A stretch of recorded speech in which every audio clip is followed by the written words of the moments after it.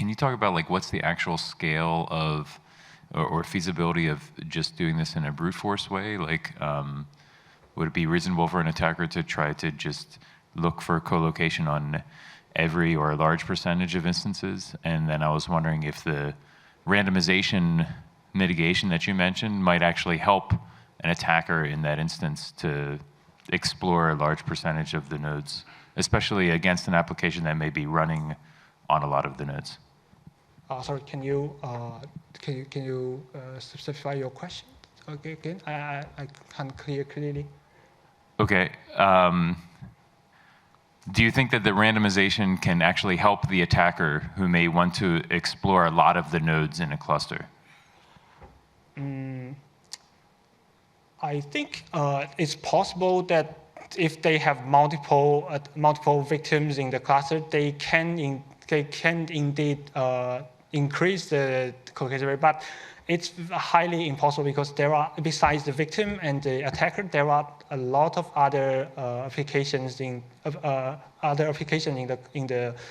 cloud environment, and they are unrelated.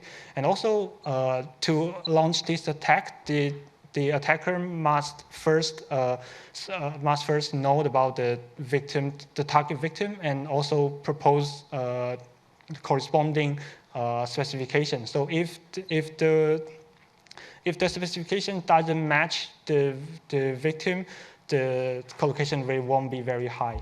Okay, so I have a question for you. Could you explain why these attacks that you have seem like pretty simple, but they seem rather effective? Do you have any intuition behind why?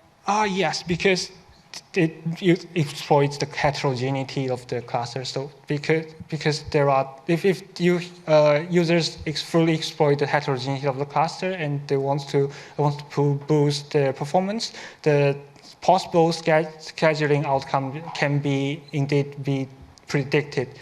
So if they use more heterogeneity, the outcome is more predictable, and the attackers can utilize this information to deduce the possible locations in the cloud environment and launch this attack.